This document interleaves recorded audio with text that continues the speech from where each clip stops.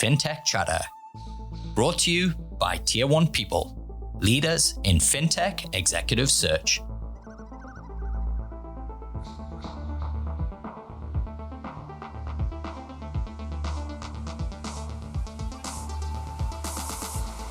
Welcome to Fintech Chatter Bitesize. I'm your host, Dexter Cousins, and since launching the podcast in 2019, I've interviewed over 200 fintech leaders. The coolest thing for me is the feedback I get every day from people who've learned something from the show. So every week, I troll through the archives and find little pearls of wisdom from past guests and package them to you in a bite-sized piece, easy to digest. Today's Bite Size is with Matt Baxby, taken from a chat in June 2021.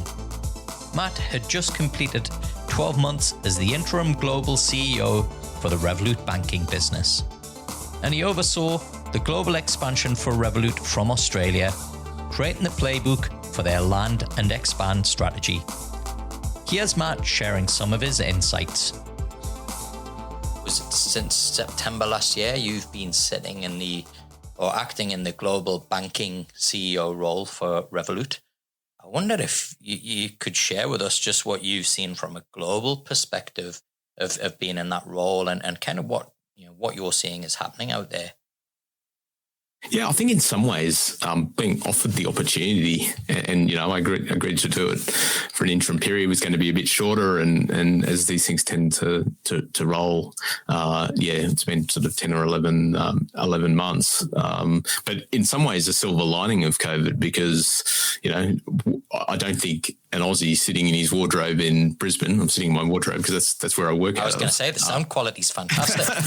would be presented with an opportunity like that. But yeah, I learned a huge amount, and probably some of the key things that I've sort of reflected on in the last 11 months while I've sitting in that, and it covered sort of Revolut's 7 major markets across the US, UK, East and Western Europe. We've got presence in markets in Japan and Singapore and Australia, and looking at, as I said, rolling into APAC and Latin America. But this idea that there's a tidal wave of change that's upon us, and every market without exception is being disrupted, and it's fintech and neobanks that are filling the void.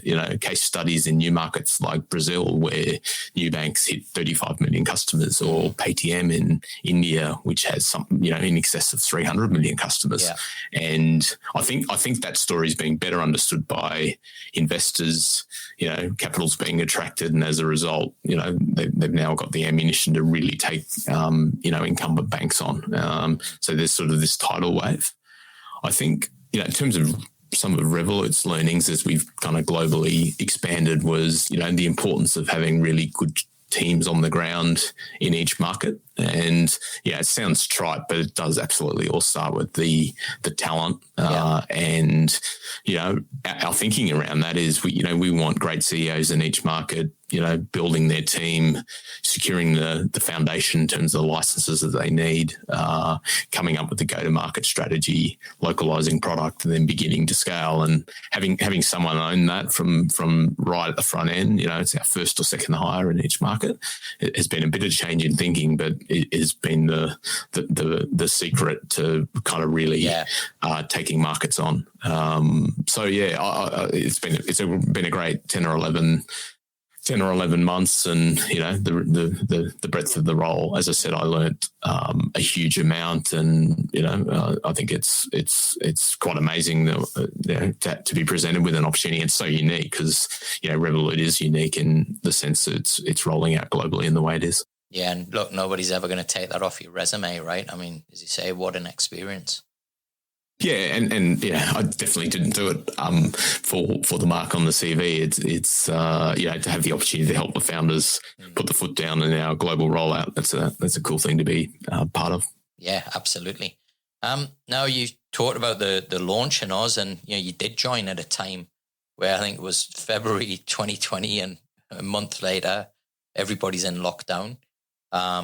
You were just beginning to hire the team.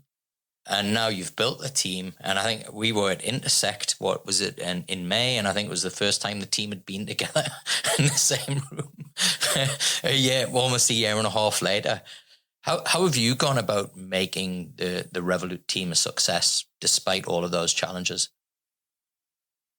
Yeah, it is and was a kind of really unique challenge, and probably not one that I expected. I think the situation we found ourselves in launching a business in COVID times was and building a team was, sourcing, interviewing, onboarding, all needing to be done virtually. And that does create some pretty unique challenges in terms of how do you build a team culture? How do you build personal relationships so that the team's really effective in terms of how they collaborated?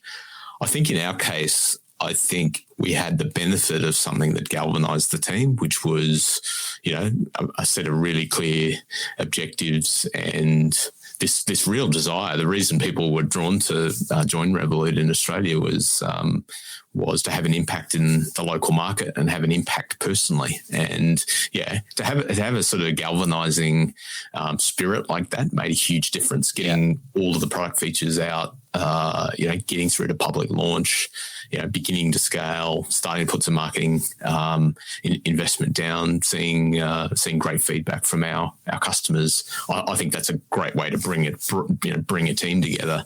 And it almost became incidental, the fact that it was being done virtually. And as you say, strange in a way that the first time in a lot of cases, probably half of the team I had the chance to meet them was when we opened our new office in Melbourne. But great team spirit. I'm really proud of the team that we've built. Fantastic talent. We've drawn them from, a variety of places and different types of experience across sector. Some not even financial services. I think we got a great existing team. Well, thanks for listening. Make sure to follow us and please leave us a review. It really helps us in promoting the show to other fintech fans. You can connect with me, Dexter Cousins, on LinkedIn and Twitter. And if you've got any feedback or you want to find out about how to appear on the show, please reach out to Joanne at tier1people.com. Until the next episode, stay safe